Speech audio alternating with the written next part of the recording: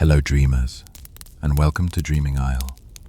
I'm here to guide you into a calm and magical place tonight. Before we begin, take a moment to like this video and subscribe if you haven't already. It helps bring more dreamers to our little corner of the stars. And if you'd like, share in the comments. What's the world outside your window like right now? Quiet night? Rainy? City lights? Now, find your cozy spot. Let go of the day, and let the story begin. The Lighthouse Beneath the Sea, Part 1. The Keeper Below the Tides. Far beneath the surface of the ocean, where light from the sun gave way to hues of cobalt and indigo, there stood a lighthouse, tall, spiraling, and ancient, rooted in stone and silence. It did not warn ships. It did not call birds. It stood for something older. It stood to remember. Inside this strange and solemn tower lived Maelor, the last of the deep light keepers. His days passed quietly, wrapped in the rhythm of glowing routines. He lit no fire, but tended to the orb lanterns, which floated gently in the corridors like sleepy stars. He spoke little, save for when he whispered to the walls, not out of madness, but out of habit, for the lighthouse listened. Maelor's world was one of currents and quiet creeks, of swaying coral shadows and whale song that pulsed through the walls like a heartbeat. Above, the surface world had long since forgotten the tower, but below, the sea remembered, and it sent its stories drifting down in bottles, kelp-wrapped scrolls, and dreams caught in jellyfish glow. Each morning, Maelor would rise at the hush of first tide. He'd pour a cup of moss-sweetened water, brush his hair, what remained of it, and descend the winding staircase to the lower chambers. There, the orrery of tides rotated slowly, a vast mechanical sculpture of brass arms, glass spheres, and glowing pearls that marked the sea's rhythms. It was quiet now. It had been for days. That was the first sign something was wrong.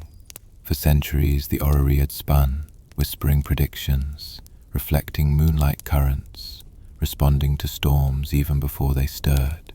But now, the pearls dimmed, the motion slowed. Something, somewhere, was disturbing the deep's pattern. Maelor set down his tea. He moved to the main lantern room, a vast circular chamber at the top of the tower, surrounded by thick panes of enchanted glass. Beyond the windows, the water shimmered with silence. Fish moved like thoughts. A jellyfish passed, pulsing softly, but the main beacon, the heart light, had begun to flicker. Once, it glowed like a living star, pulsing in rhythm with the tides. Now, its light stuttered like breath in a dream. "Not you too," Maelor murmured, placing a weathered hand upon its casing. "You've held longer than any of us." The heart light didn't answer, but in its pulse, Maelor felt something strange. Not brokenness, not illness, but absence, as if something essential had left. He took a slow breath, then turned to a long-forgotten drawer beneath the control desk. Within, nestled in blue cloth and salt-crusted velvet, lay a conch shell, pale and wooled, like a sleeping moon. He pressed it to his ear, and for the first time in many years, the sea called back. A single word, a name he had not heard since his training as a boy in the shallows. Narration. A place, a rift, a memory. Maelor set down the shell, his hands steady, despite the tremble in his bones. "So it begins again," he whispered. He did not know what Narration had become, but he knew the ocean did not speak lightly. and if the heartlight faltered, the dreams of the deep would begin to scatter. He packed his satchel, a lantern, a map drawn in light, and stepped down into the lowest chamber, where the old submersible waited, barnacled, but ready. The journey ahead would be quiet, slow and long, just the way he liked it. 2. The biolumined map. The lowest chamber of the lighthouse was carved from ancient stone, smooth and sea-worn, lined with glowing moss that pulsed gently along the walls like resting sea foam. Here, Maelor kept his most sacred tools, not weapons or treasures, but instruments of guidance, driftglass compasses, tide-singing coils, and the map that only awoke in darkness. He opened the cabinet with a familiar creak. Inside, laid flat beneath a thin film of enchanted seawater, rested the biolumined map, a parchment grown from deep-sea kelp, etched not with ink but with light. As Maelor lifted it, the glowing threads began to shimmer to life. At first, only the outlines of his lighthouse showed, a delicate swirl of lines depicting its coils, its rooms, and the sea that cradled it. Then, slowly, glowing veins of biolight spread outward like tree roots through ink-black water, revealing the great trench systems, coral forests, current lines, and deep ocean rifts of the Velethrin Reach. One pulse blinked softly near the center of the map, not rhythmic, not patterned, a flare, a signal. Maelor tapped the location with a fingertip, and the light deepened, a bloom of color spiraling outward like the petals of a waking flower. Nerethe, once a thriving city of reef scribes, pearl keepers, and current menders, now long silent, and yet the map remembered. He spread the parchment across the central console of the submersible, an old but loyal vessel shaped like a curling nautilus, its hull covered in carved glyphs of direction and return. The map adhered softly to the console's surface, syncing with the inner mechanisms. The light from Nerethe pulsed again, closer now, calling. Before departure, Maelor checked the submersible's stores.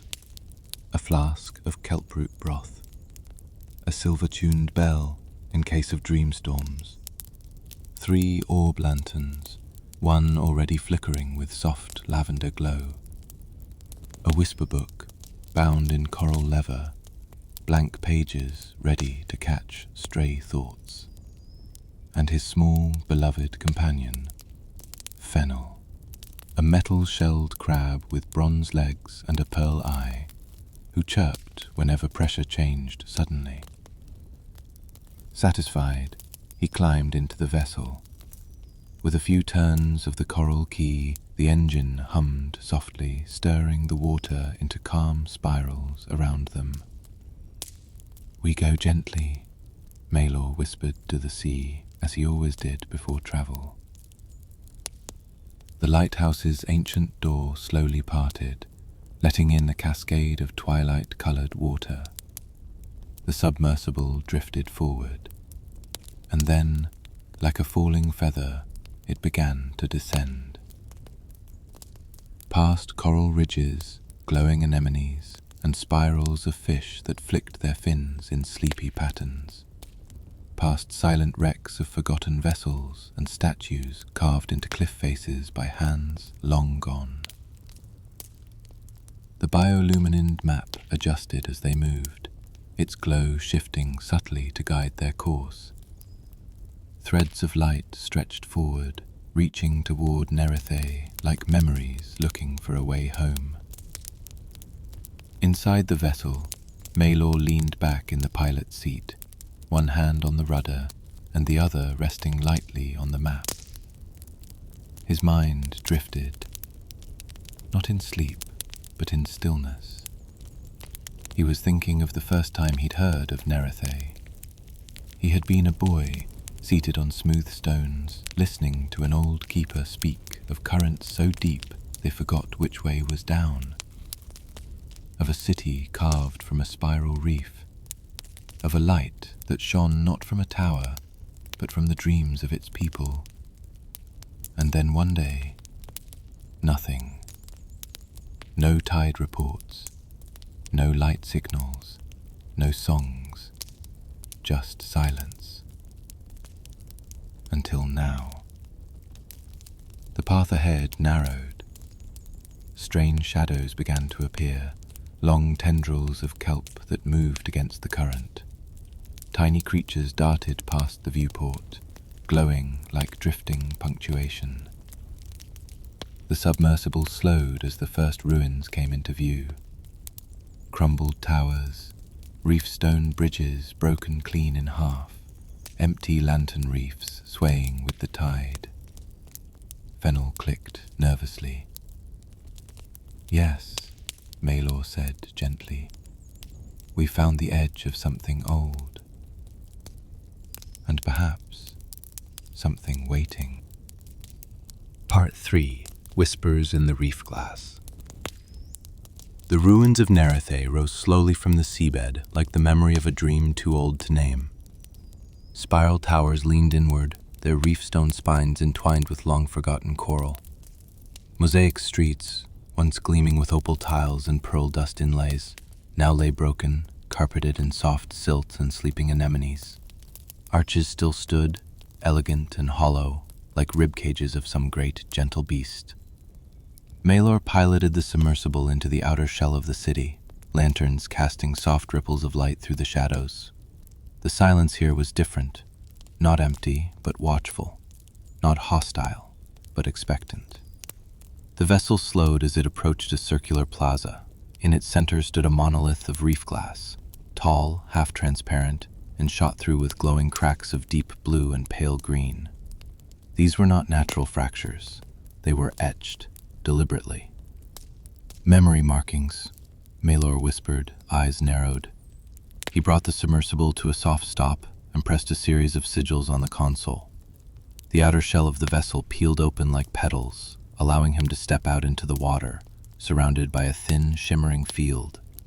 A keeper's veil, breathable and warm, passed down by those who tended the towers of the sea.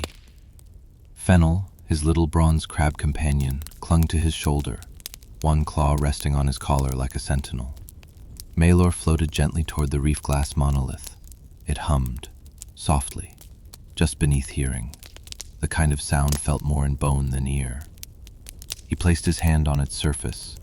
The moment he did, light bloomed beneath his palm, not bright, but resonant, like the returning note of a forgotten song. Etchings flared to life, crawling slowly across the monolith. Scenes began to form in flowing lines and shifting colors. A hall of song weavers, their mouths open in underwater chant. A reef child chasing drifting shells. And finally, a gathering of Nerethe's keepers beneath a sky of trembling currents. One by one, their light dials dimmed, then silence. But the last image held. A single figure, cloaked in seaweed silk, placing a shard of light inside the reef glass. A message, a story, preserved. Maelor closed his eyes and breathed in the rhythm of it. It was a warning and a request. Something was unraveling, not only in Nerethe, but deeper still. The sea's own memory was starting to fray. The heartlight of Maelor's tower hadn't dimmed by accident.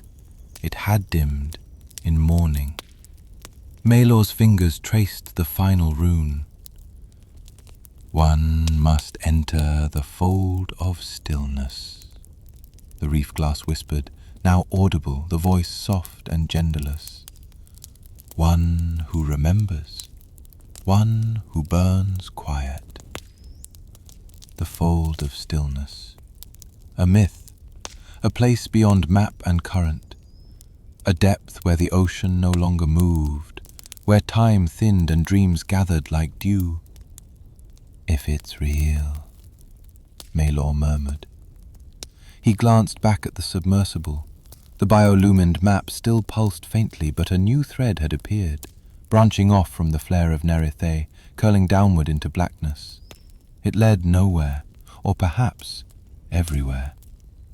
Fennel clicked softly and pointed one claw toward the deep. Maelor nodded. Then we follow it, quietly, carefully. He stepped back into the vessel. The petals closed behind him, and once more the submersible descended, leaving behind the broken beauty of Nerithe and drifting into the unknown trail of the fold. Not toward darkness, but toward something more ancient than light. Part 4. Into the Fold. The sea darkened around them as the submersible left Nerithe behind, not with menace, but with depth, the kind of darkness that does not devour, but remembers. The biolumin map pulsed faintly, its newly formed path curling downward in gentle spirals. It glowed in shifting hues, moon silver, ember orange, soft lavender. These were old navigation terms, used only in places where standard direction lost meaning, where time and pressure moved in their own slow language. Maelor leaned forward, one hand steady on the rudder, the other gently stroking the edge of the map. "The fold of stillness," he murmured. "If you truly exist, it is time you were found." Fennel nestled beside a softly flickering orb lantern, occasionally tapping his shell against the glass in a slow, thoughtful rhythm. Even the little crab could feel the change in the water. Not colder, not thicker, just different. Outside the submersible, strange shapes drifted past. Not creatures, not coral, not wrecks. Silhouettes. They moved like smoke, curling and fading without displacing the water. One hovered near the viewport for a moment, an outline of a creature Maelor couldn't name. It had the shape of a fin, the hint of a spine, and something like a lantern for an eye, but it vanished before he could look twice. "Echoes," he said aloud, "or something older." As they continued downward, the pressure should have increased. Maelor had spent enough years below to feel it in his bones, but here, in the spiral path to the fold, the rules grew loose. The deeper they went, the lighter the world became. Not brighter, but less burdened by gravity or time. The submersible's lanterns dimmed slightly in response. It was not failure, it was respect. They were approaching the edge of something sacred. The map's thread came to a halt. Just ahead, nestled in the black like a pearl tucked in velvet, was a vast opening, a circular veil of liquid stillness, suspended in the water without motion. No current touched it, no sound passed beyond it. The fold of stillness. Maelor slowed the vessel and whispered the old rite. "I come without anchor, I come without flame, I carry what remembers, I leave what must remain." The veil pulsed once, a ripple of soft silver spreading across its surface. Then it opened. Not outward, inward. The submersible drifted through. Instantly, all sound ceased. No hum of engine, no tap of claw. Not even Maelor's breath reached his ears. The orb lanterns did not flicker. They paused, frozen mid-glow, like fireflies held in glass. And the world became a memory. Shapes emerged, ghosts of cities long swallowed, statues made of mist, great spirals of whale song carved into invisible stone. All around them, pieces of the sea's forgotten self gathered in silence. "This is where it keeps its dreams," Maelor whispered, though even his voice now had no sound. The fold was not a place. It was a wound, and also a cradle. At its center floated a single object, a sphere of clear water, perfectly still, encased in a lattice of reef glass and starlight. Inside that sphere burned a flickering mote of gold. A flame, the last deep light. Fennel stirred beside him. Maelor reached toward the controls. "Let's bring it home." But even as he moved, the sphere shimmered and began to drift away. Not in retreat, in invitation, leading them onward, deeper into stillness, into the quiet heart of the sea's forgotten soul. Part 5. The Memory Flame. The sphere drifted through the fold like a slow star, its soft golden glow casting faint shadows across impossible forms. Dream fronds that never moved, staircases leading nowhere, whole reef halls suspended in silence. And yet, none of it felt dead. It felt like a place paused, a deep breath held for centuries. Maelor followed the sphere with reverence. He dared not touch it, not yet, not while it floated with such gentle intent. He simply adjusted the submersible's path, guiding the vessel through corridors of quiet beauty. The deeper they went, the stranger the shapes became. Here was a cathedral of coral grown upside down, with bells made of humming shells. There, a flock of translucent fish hung motionless, arranged in spirals like a sleeping constellation. A whale skeleton drifted above them, intact, glowing with veins of starlight, as if its soul had remained behind. The sphere pulsed again, and Maelor felt it, this time not with his eyes but with his memory. A feeling surfaced, a moment from long ago, his first night alone in the lighthouse. The weight of silence, the lantern light flickering overhead, a storm moving slowly along the sea floor. He had been afraid and yet proud. The loneliness had felt vast, but within it a purpose had glowed like a single coal. That same glow now moved ahead of them. "It's not just light," Maelor murmured. "It's a keeper's flame." The memory flame.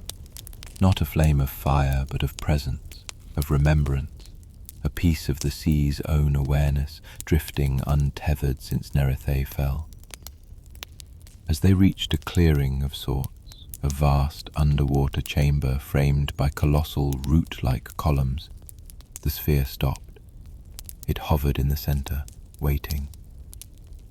Maelor gently anchored the submersible and stepped out, veiled and slow. The water in this place was thinner somehow, smoother, like ink suspended in thought. He approached the flame. It turned toward him, or rather, acknowledged him. It flared once, then dimmed, as if recognizing. "I am Maelor," he whispered, last of the deep light keepers. The sphere pulsed once more. A ring of glowing script circled its outer shell, not written but sung, the shapes of the letters moving like tide songs frozen mid-harmony. Fennel clung to Maelor's shoulder, still as stone, the script resolved into a single message. "Light the tower. We are still here." Maelor felt his heart swell. Tears threatened the edges of his eyes, not out of sorrow but out of belonging. This was not just a remnant, it was a voice, a promise. The sea itself asking to be remembered, not just as vast or terrible, but as something tender, wounded, and real. He extended his hand. The sphere touched his palm and dissolved. not breaking, not vanishing, but merging. The memory flame flowed up his arm like warm light, spiraled around his wrist, then nestled just above his heart, where it joined the ember of his keeper's mark. His entire body hummed, and in that hum, he heard the silent song of the fold, and the words that lived beneath it. Return. Light the beacon. We are waiting. He turned to Fennel, who blinked and chirped once, the silence lifting like a veil. Maelor nodded. Then we go home. He returned to the submersible. As they rose, the fold shimmered around them, 1,000 forgotten voices awakening in peace. Not to speak, not to shout, but simply to glow. The sea remembered, and Maelor, at last, would help it to be seen. Part 6. The Long Ascent. The return from the fold of stillness was unlike any journey Maelor had ever made. There were no true directions in that place, no north or down, only drift and intent.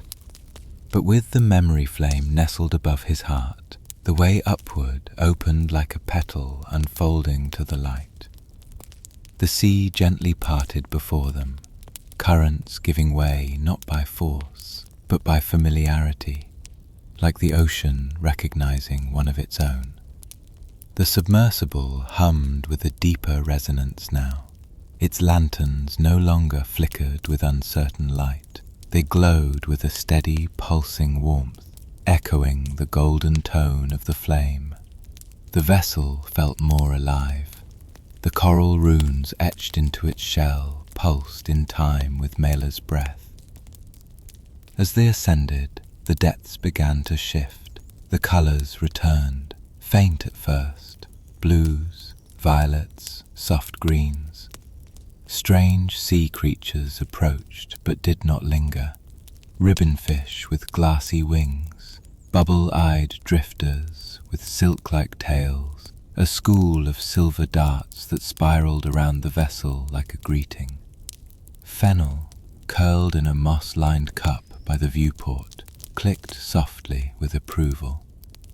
Hours passed, or perhaps minutes.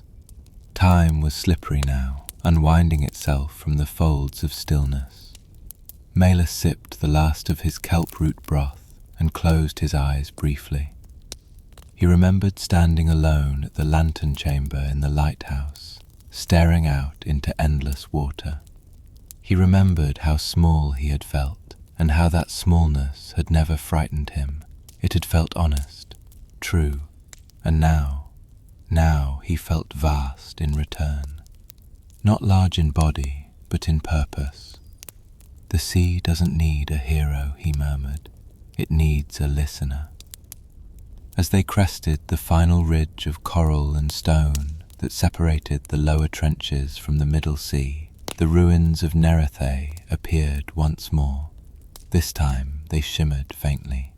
The reef-glass monolith pulsed softly in the plaza, as if aware that the flame had been found. The glowing etchings now extended down into the coral streets, gentle lines of light threading through doorways, winding around old columns, weaving through memory. The city was not reborn, but it was remembered. Maelor did not stop. He guided the submersible past the city's edge toward the path that would return him home, back to the lighthouse, to the tower beneath the sea. Hours later, the soft curve of his home came into view. Tall and spiraling, barnacled and beautiful, surrounded by drifts of gentle kelp and sleeping fish, but the heart light at its crown remained dim, waiting. He brought the vessel into dock and stepped out slowly, the veil of his keeper's field flickering gently around him. The water here felt warmer somehow, not in temperature, but in emotion. The sea knew he had returned. Inside the tower, everything was exactly as he had left it. The glowing moss, the quiet corridors, the orrery of tides still and dim. Maelor walked with purpose. He ascended the winding stair to the lantern chamber where the heartlights stood in silence. And there, with hands that trembled only slightly, he reached to his chest and drew forth the flame. It rose, it spun, and then it entered the heartlight. For a moment, nothing happened. Then, like breath returning after a long pause, the lantern ignited, softly, gloriously. Light poured through the chamber in waves of gold and blue, casting warm patterns across the walls. The entire tower hummed, not loudly but deeply, a sound of waking stone and grateful memory. Outside, the sea responded. Fish spiraled upward in glowing patterns. Coral bloomed with sudden color. Even the distant towers of Nerethe blinked faintly in acknowledgement. The deep had its light again, and Maelor stood at its center, not as savior, but as keeper. Part 7. The Visitors of Glowtide. With the heartlight restored, the lighthouse pulsed with quiet vitality. Not a brilliant blaze, but a soothing glow that reached into the folds of the ocean like a lullaby hummed by the world itself. It was not meant to guide ships or warn of danger. It was meant to be felt. And across the deep, something felt it. Within a single tide turn of lighting the beacon, Maelor noticed the first of them, delicate figures drifting near the perimeter, glowing faintly, watching. They were not fish, nor were they people in any known sense. They were Glowtide visitors. Few keepers ever saw them. They appeared only when a deep light beacon was newly rekindled, drawn by the resonance of memory made visible. Their bodies were translucent and loosely shaped like sea creatures, mantas, eels, even leafy sea dragons.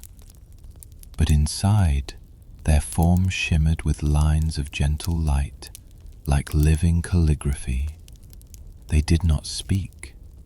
They hovered, they listened, and occasionally they offered a gift. Maelor watched them from the observatory just below the lantern chamber. Fennel clung gently to a vine of kelp that had crept in through a cracked window, his tiny pearl eye reflecting the drifting lights outside.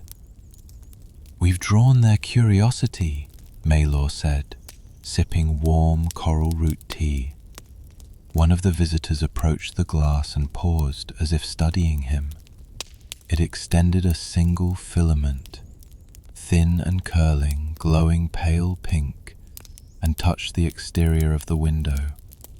A faint pattern appeared on the inside pane, a symbol, not a word, but something older, a shape of recognition.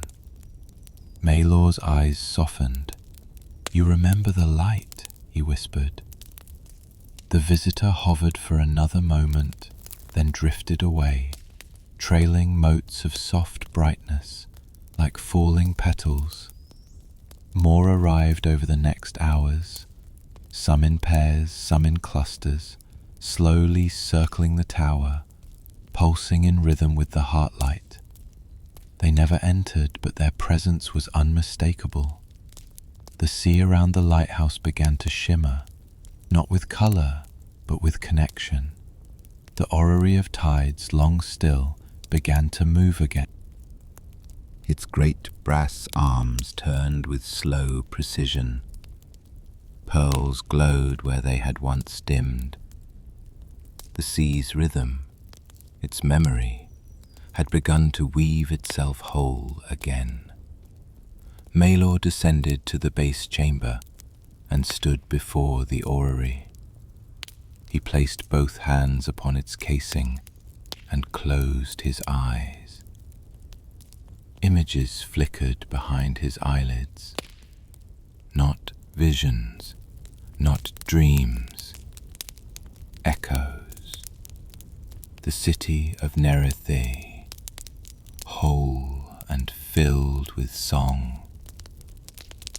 A young keeper training beneath a curtain of falling light.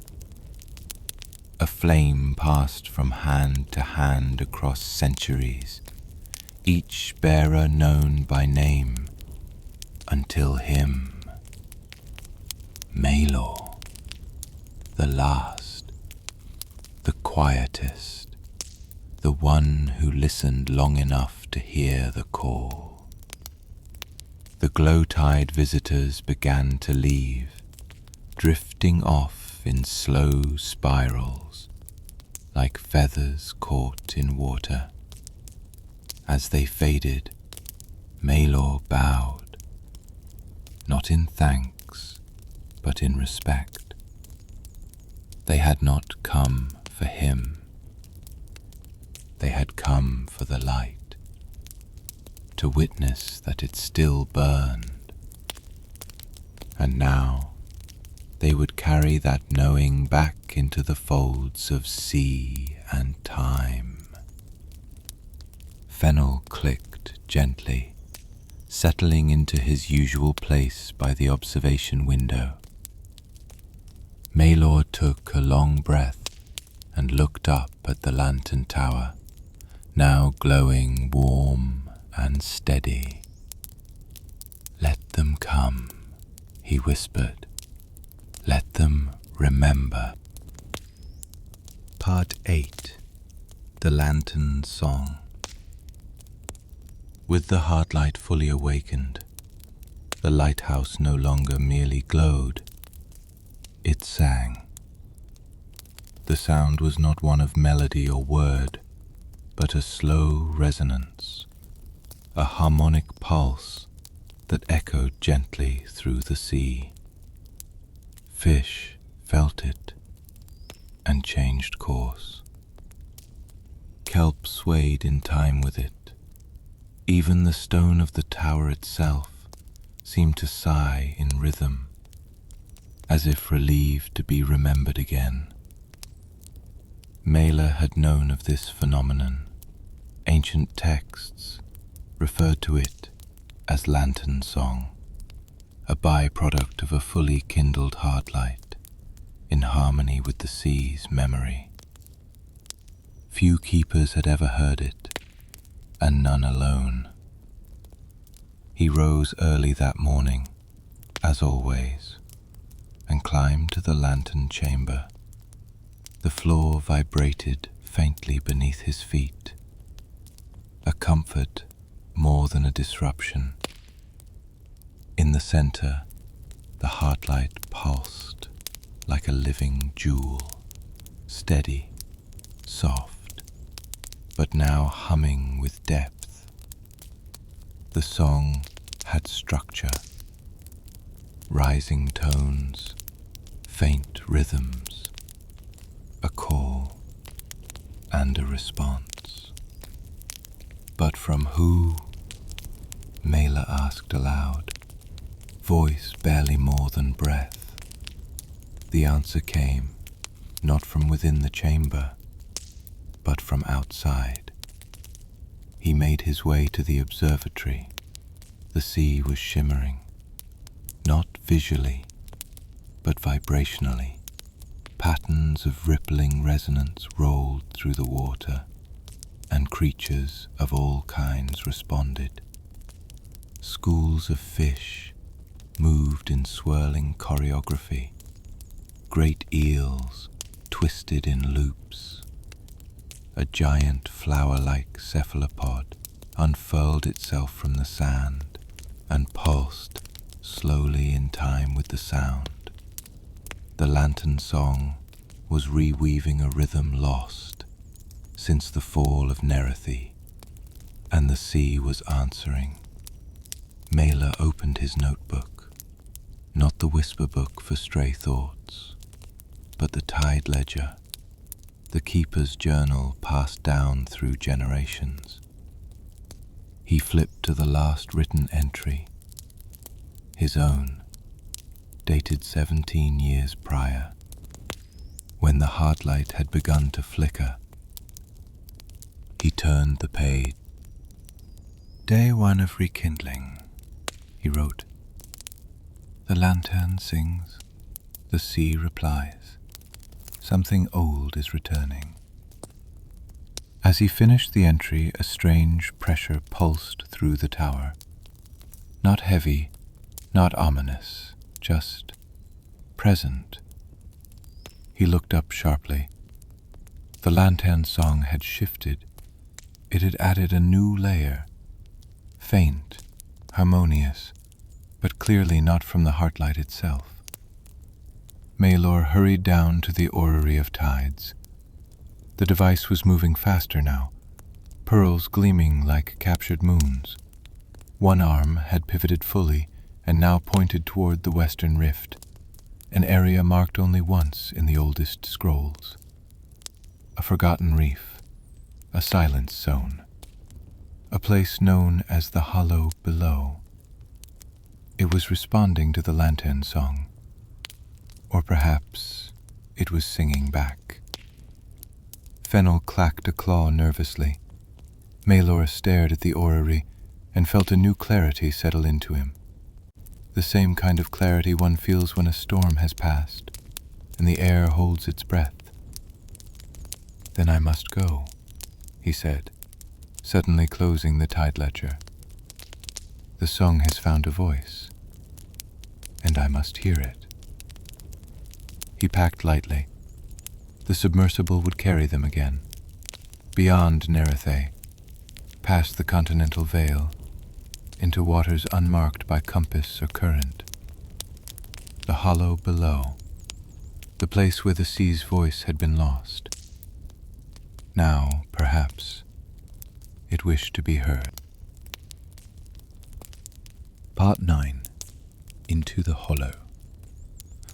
The hollow below was a name spoken only in the margins of keeper records, whispered, uncertain, wrapped in the tone of caution rather than fear, not because it was dangerous, but because it was silent, and the sea, by nature, is never truly silent. Maelor guided the submersible westward, the biolumined map expanding its reach as they travelled. Threads of soft light unfurled with each passing mile, curling around coral stacks and trench drop-offs like ivy of memory. But as they neared the edge of the known sea, the map began to dim. The hollow did not like to be mapped, or perhaps it preferred to remain undefined. The water grew darker, not in colour, but in feeling. A gentle hush fell over everything, like stepping into a quiet room where someone has just finished weeping. Fennel clung close, his shell pulsing with small glows, wary but calm. We're almost there, Maelor whispered. If it calls, we'll answer. And then suddenly, a shift. The ocean around the vessel changed, not in current, not in depth, in presence. The world felt thinner, lighter, like the pressure of the deep had stepped aside. They had entered the hollow below. Outside nothing moved, no fish, no kelp, no drifting debris. The water was perfectly still, suspended like a held breath, and ahead, far ahead, a shape. A great ring, suspended in open water. At first, Maelor mistook it for a reef structure or a collapsed atoll. But as they approached, he saw The material was not stone or coral, it was glass, black as midnight, faintly glowing along its edges. The ring hovered motionless, its center an open eye, and from that eye the lanternsong echoed back, softer, slower, but exact. The sea was mirroring him, not through reflection, but through memory. "It remembers the light," Maelor murmured. "It remembers us." He brought the submersible to a gentle stop and opened the viewing ports wider. Inside the ring, light began to swirl. Soft, golden strands that spiraled inward like a constellation forming in liquid.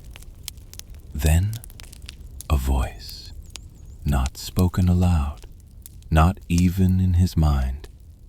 It vibrated gently through his chest. "Why do you still burn?" Maelor steadied his breath. "Because the sea still dreams," he replied. The light within the ring pulsed, a pause. "You are the last flame. Then let me be the first again." The swirl of light intensified, and the ring pulsed once, releasing a slow vibration that rippled outward in perfect silence. All around them, the hollow began to glow, not suddenly, not brilliantly, just a soft shimmer spreading from edge to edge, as if the sea had exhaled for the first time in centuries. In the center of the ring, a single thread of golden light emerged, drifting toward the submersible. Fennel chirped softly. Maelor opened the hatch just enough to reach into the water, trusting the field, trusting the call, and touched the thread. It curled around his finger, warm, alive. The voice returned, barely more than thought. "Carry this. It is not a light, it is a seed." The thread entered the keeper's mark above his heart, nestling beside the memory flame. And Maelor understood. The lanternsong had found its echo, not just in the past, but in what could be. A new flame, a second beginning. He closed the hatch and set a course back toward the lighthouse, not to finish a task, but to plant something new. Part 10. The Seed and the Song. The journey home from the hollow below felt different. Not faster, not lighter, but intentional. The sea moved with him now, not around him. Schools of glowing fish crossed his path in symmetrical ribbons. Even the kelp forests swayed with unusual rhythm, as though the tides had begun to hum the lantern song in harmony. Inside Maelor's chest, where the keeper's mark glowed faintly beneath his robes, the seed pulsed. Not constantly, but in rhythm, as if learning the beat of his heart, or perhaps teaching it a new one. "You're not just a flame," he whispered, as the submersible rose slowly through the blue-black depths. "You're a beginning." Fennel was quiet, nestled in the observation cup, antennae twitching softly. The little crab had grown used to strange companions, glowing maps, drifting messages, silent visitors. But even he sensed something different in Maelor now, a deeper calm, a sharper stillness. When the lighthouse came into view, Maelor paused the vessel just outside its coral-ringed base. He let the heartlight come into full view, now glowing, steady, its golden pulse illuminating the sea floor like sunlight from a dream. For a long moment, he said nothing. He simply watched it, listening. and it sang, faint and strong, soft and certain. The song had changed since he'd left. It was richer, because now it had a second voice. Inside the tower, the orrery of tides spun with slow grace. One arm now pointed not to the fold, not to Nerethe, but to the hollow. It glowed with a color the device had never displayed before. A deep, radiant bronze. Not the color of warning, not of danger, the color of becoming. Maelor climbed the winding stair to the heartlight chamber. The flame within pulsed gently as he entered, brighter now in the presence of the seed. He approached the lantern, the pulse in his chest answering it beat for beat. Then, for the first time, he opened the small hatch at the base of the heartlight. No keeper had ever done so while the lantern still burned. He placed his hand inside and laid the seed where the flame was born. The moment the two touched, the room bloomed with light. Not in brightness, but in layers. Glowing glyphs danced across the chamber walls. Currents of air shifted in soft spirals, and for a moment, Maelor felt the presence of the sea watching. Not from outside, from within. He closed the hatch. The heartlight pulsed once, twice, and then began to sing in a new key. Lower, deeper, more whole. The orrery below slowed, aligning itself with the new tone. Fennel chirped and clicked 3 times, a greeting the little crab hadn't used since the early years of Maelor's watch. Even he understood. Something had changed. Maelor took his seat in the observatory and opened the tide ledger. He dipped his pen into pearl ink and began to write.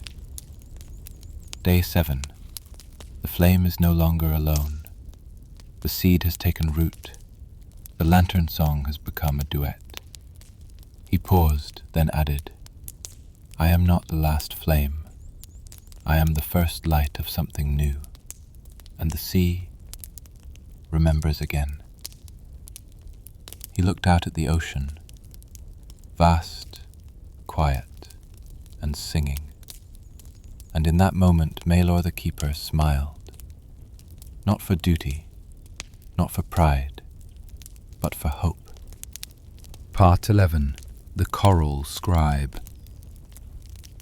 The sea, it seemed, had begun to speak again, not in words, but in gesture, in subtle appearances, in changes to familiar rhythms. And one such change came drifting in on the morning tide, nestled inside a nautilus shell polished by time. Maelor found it resting in the coral catch just outside the lighthouse entrance, the place where old currents sometimes deposited gifts, pearls, messages, once even a preserved feather from a sky-migrating seabird. But this shell was different. It had been carved. Fine spiral etchings marked its surface, delicate and precise. No tool Maelor knew of could have made them.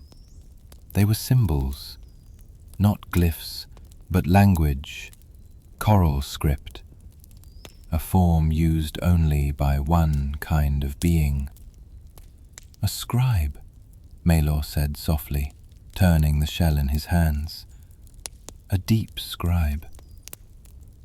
He returned to his observatory, laid the shell in a bed of soft kelp, and activated the reader stone, a small circular platform enchanted to interpret living carvings.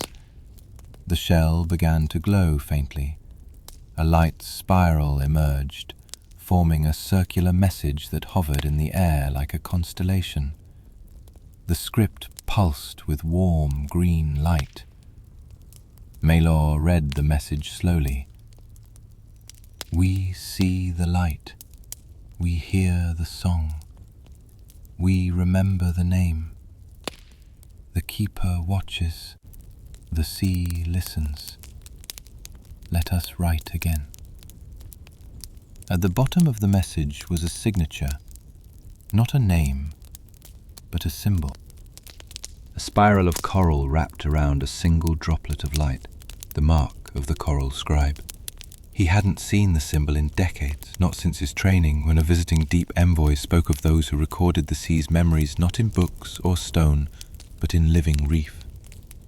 The coral scribes were believed to have vanished after the fall of Nerethe. But if this shell was real, if the message was true, they're still out there, Maelor breathed, and they're listening again. He paced the observatory for a long while, turning the shell over in his hands, the symbols softly glowing even without the reader stone. These were not meant to last. They were living records, like a song passed from voice to voice, losing shape unless tended. He needed to answer. Maelor took a sheet of kelp paper and dipped his quill in heartlight ink, a rare golden pigment derived from the heartlight's earliest glows. He wrote carefully, not as a keeper, but as one equal voice answering another. To the scribes who still remember, the light has returned. The lantern sings once more. We listen, we write, we keep. Come when the reef blooms. The tide will guide you. Maelor, keeper of the tower below.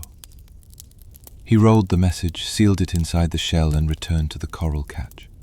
He placed the shell within the coral's grasp and whispered to the water, "Take this where memory flows deepest." The current accepted it. The shell drifted away. Maelor stood in stillness, watching it spiral into the sea. If the coral scribes were truly returning, it meant more than simply new voices. It meant the ocean's library could open again, and the next chapter had already begun. Part 12. The Blooming Tide. The following dawn brought a tide unlike any Maelor had seen in years. It began with a soft hum in the orrery of tides, a ripple across its brass limbs, the pearls glowing not in sequence but in harmony. Outside, the water shimmered faintly with flecks of violet and rose gold, as if the sea itself had caught a stray bit of sunlight and decided to keep it. Maelor descended the winding stair with purpose, lantern in hand, Fennel perched on his shoulder. The coral catch, that ancient drift net of curved growth and memory, pulsed with gentle light, and nestled within it were flowers, or rather, things like flowers. Bioluminescent fronds, blooming in slow spirals from the reef just beyond the tower's base. Their petals swayed in rhythm with the currents, unfurling with colors that shifted and danced, cerulean, amethyst, deep sea green.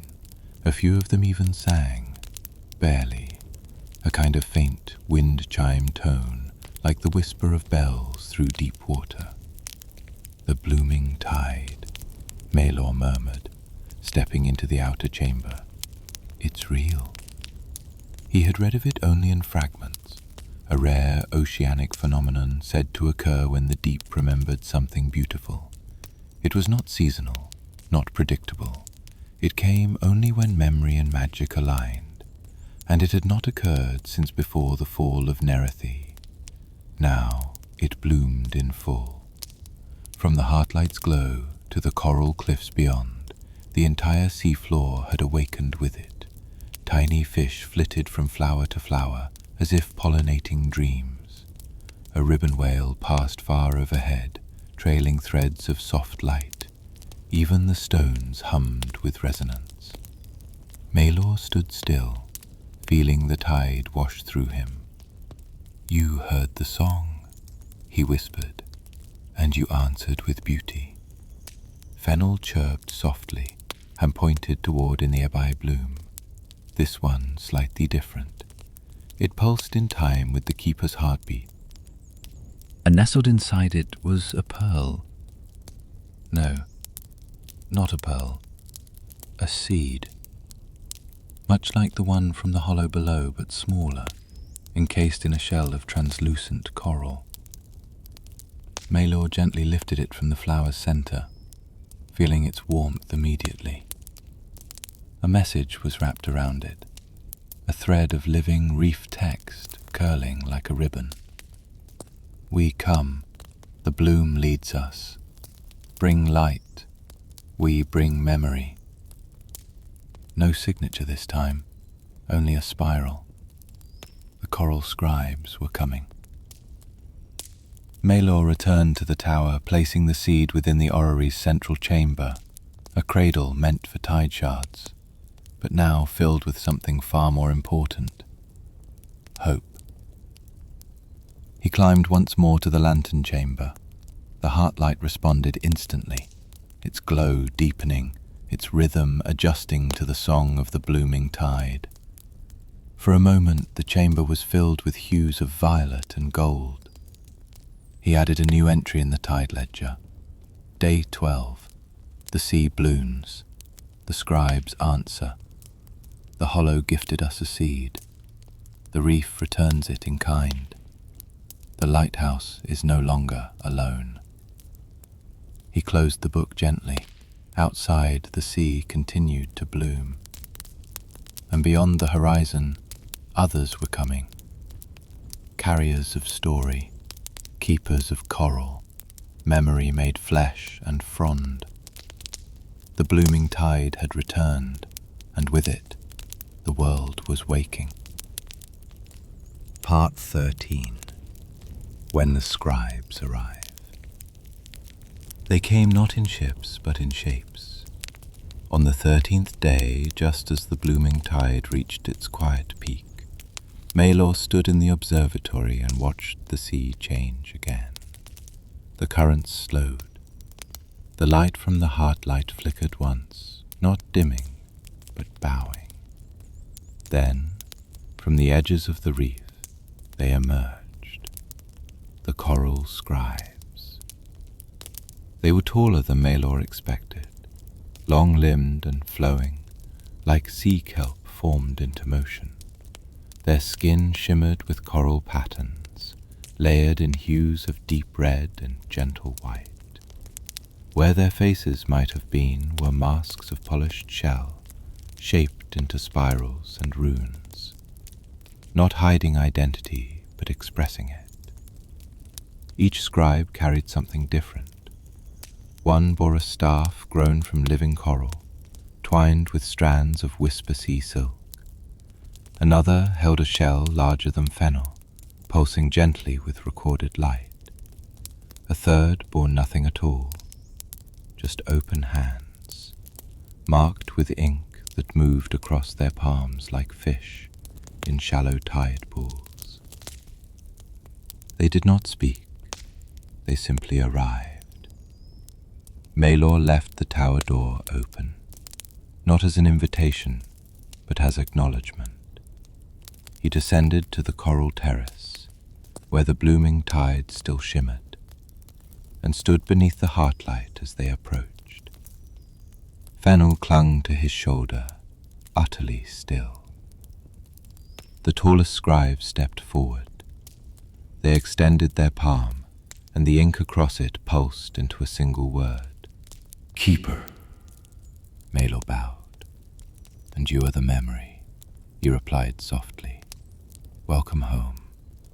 The scribe's mask shifted slightly, not in expression, but in rhythm. A soft tremble passed through their coral-lined form, and Maelor understood it as joy. Another scribe approached, raising the shell they carried. It opened slowly, revealing a swirl of glowing fragments, small living memories, shaped like drifting petals. They floated into the water, spreading outward until they formed images. A reef city, long before its fall, keepers and scribes working side by side, flames passed from tower to tower, songs written not in ink, but in bloom. And then, darkness, silence, loss, followed by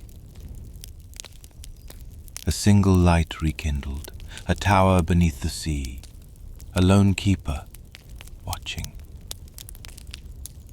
Maelor watched his own story unfold through their memories. The third scribe stepped forward and extended their arms. Their ink shimmered and formed two perfect spirals, one over each palm. Then the spirals began to spin, aligning, and from them a message was spoken aloud. The first voice Maelor had heard from them. We kept the dream, you kept the flame. Let us write together. Maelor's throat tightened. He had expected answers, but he had been given something better: companionship. He extended his hand. Let us remember together. The scribes stepped forward. Together they climbed the coral stairs into the lighthouse, Fennel hopping lightly ahead of them, clicking excitedly. Inside, the lantern glowed in greeting, its light warming the entire chamber. The tower was no longer a lone sentinel in the deep. It had become a library of memory, and the scribes had returned to fill its shelves with light. Part 14. The Library Awakes. The coral scribes made no haste, and they brought no chaos. Their presence within the lighthouse was like rain on ancient stone, not disruptive but restorative. They moved with quiet purpose, exploring the tower not as strangers, but as those who had once known its shape in dreams. And Maelor, though still keeper, did not lead them. He accompanied, the tower responded. Hallways that had remained dormant for decades, slowly lit with lines of old tide glass. Walls once covered in silt revealed stories carved in slow, spiraling script, forgotten fragments of the first keepers, the builders of the tower before the fall. The scribes read in silence, and then they wrote. Not with ink, not with words, with coral. They began in the old memory vault, a small chamber Maelor had sealed years ago when the last of the crystal readers had failed. Inside were broken scrolls, rusted seals, and a single untouched slab of drift glass. One of the scribes, the one with the living staff, knelt and pressed it gently to the floor. From its base, a thread of coral began to bloom. Slowly, steadily, it crept across the slab, forming delicate spirals and branching lines, an unfolding record, not just of the past but of the present. Every motion of the tower, every echo of the lanternsong, every memory Maelor had carried alone, now etched into coral, alive and growing. It was not just a chronicle, it was a living book. Fennel watched in wide-eyed wonder as tiny reeflets formed along the chamber walls, wrapping around old supports, tracing the curves of the tower with growing vines of gentle bioluminescence. Nothing was damaged, nothing was forced. The coral knew where to go. It grew like forgiveness, and the lighthouse, for the first time in years, breathed. Maelor stood in the central atrium, surrounded by the soft hush of coral bloom and memory song. The heartlight pulsed above, the orrery of tide spun steadily below, and in the space between, where silence used to live, there was now story. One of the scribes approached, mask glimmering with pink and amber. They offered Maelor a small token, a spiral of polished shell, the size of his thumb, carved with his name in scribe form, not just Maelor, but he who watched through the dim. He accepted it with both hands. "Thank you," he said, voice quiet with meaning. "I never expected this." The scribe made no sound, but placed a hand on Maelor's shoulder, and for a heartbeat he saw their memory, the drowning of Nerethi, the scattering of the scribes, the long centuries spent whispering to the deep, waiting for a sign. And then a lantern rekindled, a single keeper, a song sung back into the water. That evening, Maelor sat in the observatory, recording the day in the tide ledger. Day 14. The tower is no longer mine alone. The scribes have come, and the sea's memory has begun to root again. The flame is not the end. It is the page upon which something new is written. Outside, coral flowers glowed in the dark, and far above, just past the glass dome, a whale drifted past with young ones in tow, their bodies casting soft shadows against the moonlit water. The sea was watching, and for the first time in a long, long while, it was smiling. Part 15. The Keeper's Dream. That night, Maelor dreamed. It wasn't the fractured, floating kind of dream he usually had beneath the waves. No scattered thoughts or drifting memories. This dream was whole, as if it had waited patiently for years to be seen. He stood in the lantern chamber, but it was larger, far larger. Its walls made of living coral, spiraling upward into infinity. Light pulsed through the structure like a heartbeat, and a warm current circled his feet, carrying voices.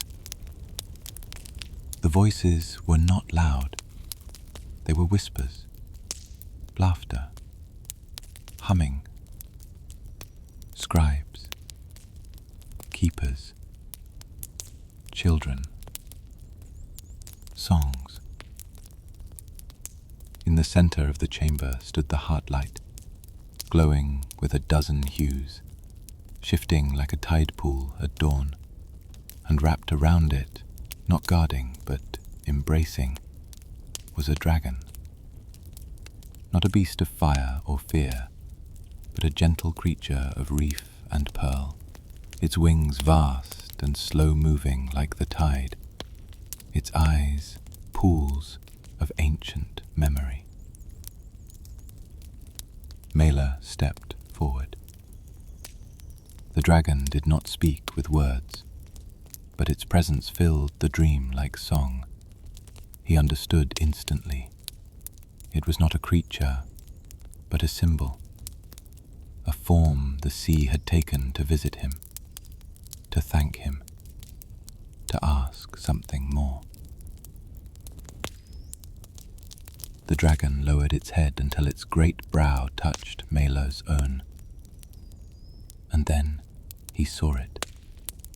A map, not of places, but of keepers to come. People drawn from all walks of life, each called not by duty, but by stillness. Some would find this tower. Others would build new ones. The sea would no longer carry its memory alone. The lighthouse would no longer be the last. Maelor opened his mouth to speak, but the dragon exhaled, a deep breath filled with warmth and coral dust. And Maelor felt himself waking slowly, like a tide retreating from shore. He opened his eyes in the observatory, morning light trickling through the water above. The dream clung to him like fog, but he remembered every detail. Fennel sat nearby, gazing out at the sea. A single bloom of blue coral had opened on the windowsill. A new one, not there the night before. The scribes were already awake.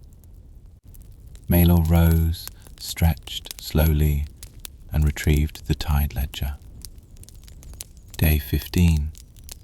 The sea dreams back. I saw a dragon made of reef and song. It showed me what could be. A world of many towers, many keepers, many lights. I am not the last. I am the first whisper in a new chorus. He paused, tapping the quill against the soft edge of the page. Perhaps the sea has always been dreaming. We've only just begun to listen. Outside, the heartlight pulsed once in affirmation, and the lanternsong continued. Part 16. The Flame We Share. The next tide brought a gift Maelor had not expected. Another keeper. Not a trained one, not robed, not bearing scrolls or light staves, but a child. The submersible bell had rung faintly just after dawn, a quiet chime through the orrery that echoed down the spine of the tower. Maelor had hurried to the outer ledge, Fennel at his heels, expecting perhaps a stray current's cargo, or another message from the Scribes. Instead, he found a small vessel, round, moss-lined, clearly built from salvaged reef wood and whale shell, and inside, cradled in sea silk, was a sleeping girl, no older than 10. She stirred only once as Maelor lifted her gently from the pod, blinking at him with wide violet eyes. "Are you the light?" she asked. Maelor nodded slowly. "One of them." She smiled. "Then I'm not lost." Her name was Seela. She didn't speak often, but when she did, her words held a stillness Maelor recognized. The kind of quiet born not from fear, but from listening. She'd come from a floating village far above the surface, where old stories spoke of glowing towers deep below. One night, she told him, the sea had sung to her. She followed the sound. The Scribes greeted her with quiet reverence. They did not question her arrival, they simply began to teach. She sat beside them as they coaxed coral into story, her fingers brushing the bloom fronds as they grew. Wherever she'd walked, the light around the lighthouse shimmered just a little warmer. The heartlight pulsed differently when she entered, not brighter, just surer. Maelor watched her with a strange ache in his chest. The ache of long solitude finally exhaled. He taught her how to read the tides, how to tend the moss lights, how to speak to the sea without using sound. She learned faster than he ever had. One afternoon, she stood beside the heartlight and asked him, "Why does it sing if no one is listening?" Maelor knelt beside her. "Because light doesn't wait for an audience," he said. "It sings because it remembers, and one day someone hears." She considered this, then smiled. "Then I'll listen." That evening he wrote again in the tide ledger. Day 16. A child came with the tide. Her name is Scylla. She holds the sea like a song she hasn't finished humming. The heartlight listens to her. So do I. Outside, coral bloomed in soft golden shapes, spirals not unlike the shell Maelor had once been given. And overhead a second lantern, smaller, simpler, had begun to glow in the auxiliary tower. Scylla's lantern, lit by her own hand. The sea had sent another light, and this one, Maelor knew, would shine long after his had faded. Part 17. The sea remembers all. The days that followed felt different. Not busier, not louder, but fuller. The lighthouse no longer stood as a monument to solitude, but as a gathering place of memory, of light, of voices. Seela's presence shifted everything. She asked questions Maelor had never thought to ask.